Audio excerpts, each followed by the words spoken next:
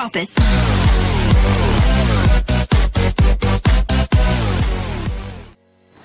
Halo, video kali ini kami akan memberitahu cara pembuatan hand sanitizer alami.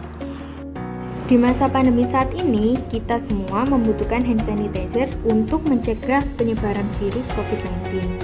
Namun, harga hand sanitizer di pasaran semakin melonjak tinggi. Untuk itu, video ini dibuat untuk memudahkan teman-teman dalam membuat hand sanitizer dengan menggunakan bahan-bahan alami yang sangat mudah didapatkan. Pembuatan hand sanitizer ini merujuk pada jurnal penelitian, sehingga dalam proses pembuatannya dapat dipercaya. Yuk, langsung saja simak tayangan berikut ini. Untuk alat-alatnya, siapkan timbangan, gelas ukur, panci, wajan, saringan. Untuk saringan, teman-teman bisa menggunakan kain yang tidak terpakai. Selanjutnya, botol spray ukuran 60 ml. Untuk bahan-bahannya, siapkan daun sirih hijau 50 gram yang sudah ditimbang dan dicuci bersih.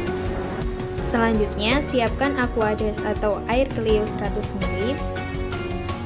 Kemudian, siapkan Essentia Oil atau jeruk nipis 3 tetes. Untuk cara pembuatannya, yang pertama, siapkan alat dan bahan. Yang kedua, cuci daun sirih dan potong kecil-kecil sebanyak 50 gram.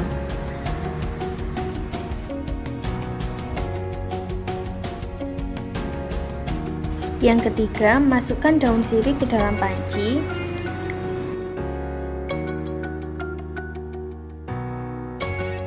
Yang keempat, tambahkan Aquades atau air Cleo sebanyak 100 ml ke dalam panci.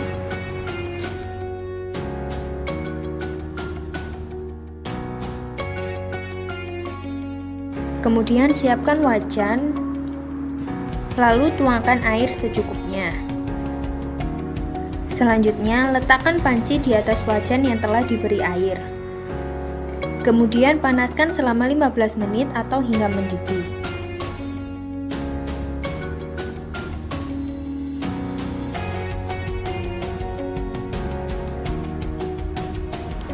Setelah mendidih, diamkan hasil rebusan hingga dingin. Jika rebusan sirih telah dingin, pisahkan ekstrak sirih dengan daunnya menggunakan saringan.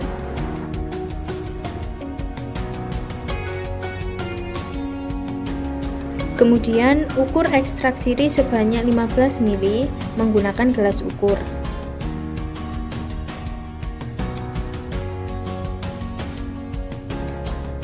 Lalu masukkan ekstrak sirih ke dalam botol spray.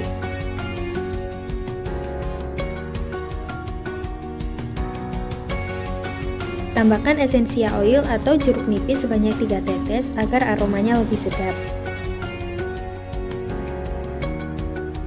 Kemudian tambahkan Aquades atau air Cleo sebanyak 45 ml.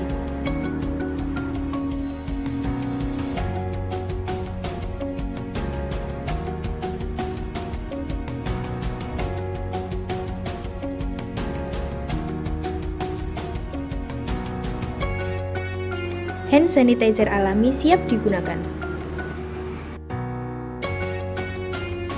Nah, itu tadi serangkaian cara pembuatan hand sanitizer alami. Selamat mencoba dan semoga berhasil.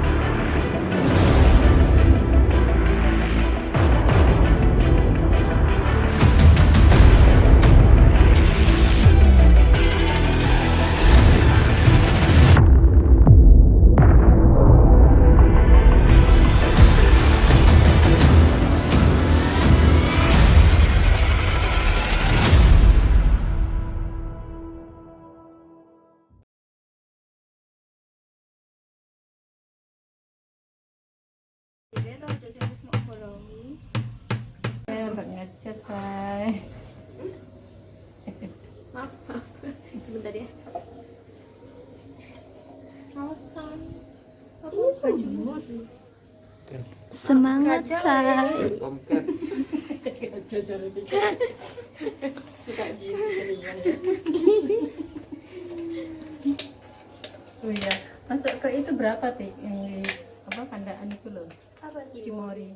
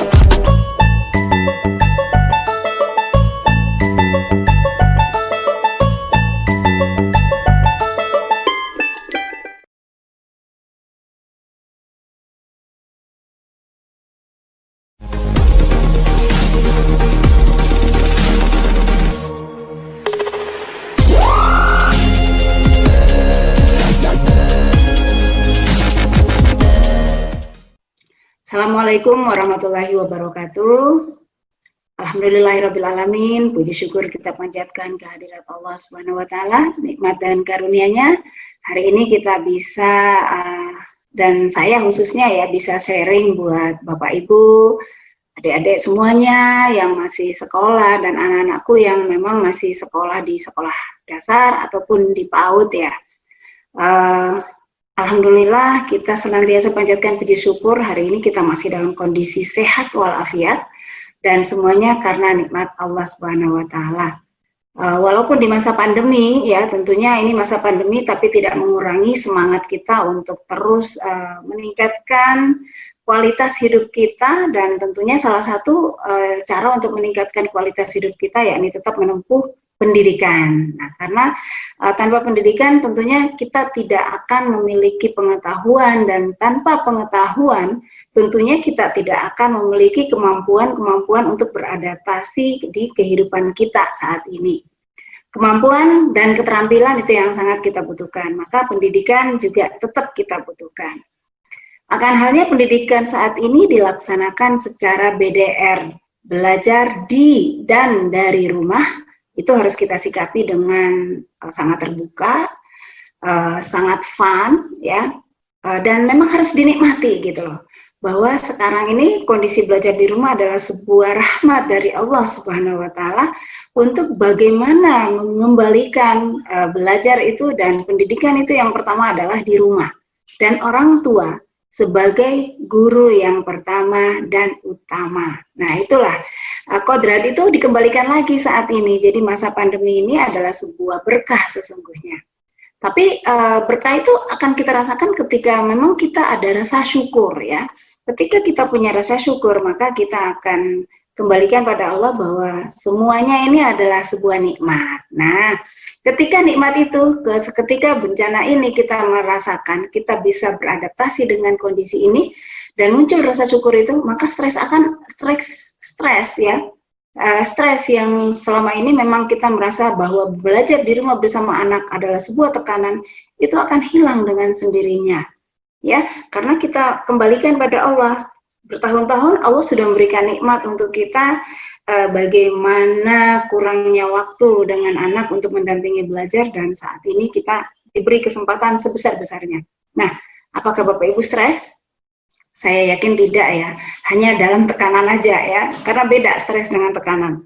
Nah, hanya bingung mungkin ya, jadi bukan stres. Karena bingung, maka itulah yang umum dikatakan adalah stres. Nah, jangan bingung-bingung Bapak Ibu ya, jangan stres untuk kondisi saat ini. Sekolah dari rumah, lakukan itu sebagai sebuah kebutuhan, lakukan itu sebagai sebuah ibadah, lakukan aktivitas itu sebagai hal yang menyenangkan, maka yakinlah stres itu tidak akan ada. Nah, bagaimana untuk metode pembelajaran agar anak itu bisa senang di rumah?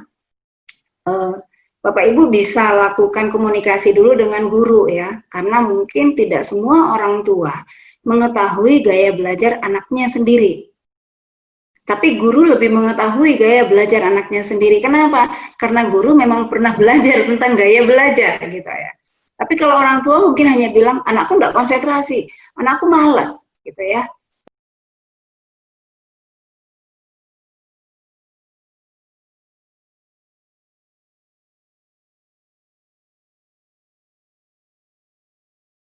Pesan-pesan terkait program kamu itu? Bagus banget, bagus banget, luar biasa ya.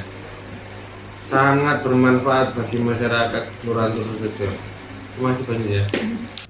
Terkait dengan program PMM yang membagikan rempah-rempah, tentu ini sebuah menginspirasi pada warga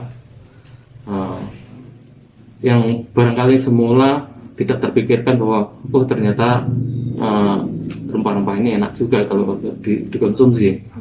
Kalau tentang khasiat, tentu kami nggak bisa mengevaluasi apakah mereka itu mendapatkan manfaatnya. Yang jelas kalau dari literasi itu kan rempah-rempah itu sangat berfungsi bagi kesehatan tubuh kita. Saya melihat edukasi ini sangat penting bagi emak-emak, utamanya dalam rangka mendampingi putra-putrinya untuk mengikuti daring atau mengikuti pelajaran sekolah. Harapan kami sosialisasi ini bisa memberikan atau keterangan kepada anak yang telah dites, menjadi menyadari diri ini sebenarnya kemampuan atau minat dan bakat saya. Kalau kesannya jelas terkesan sekali ya, karena mungkin tidak menyangka ya ada antusias dari UMM untuk bisa memberikan sosialisasi mungkin dalam bentuk yang rampai itu ya kepada warga. Karena selama ini kan belum pernah ada kegiatan yang seperti itu. Jelas sangat memberikan manfaat sekali kepada warga. Positif sih itu sangat membantu buat remaja-remaja atau anak-anak yang masih belum mikir buat kedepannya, itu bisa yang habis sih.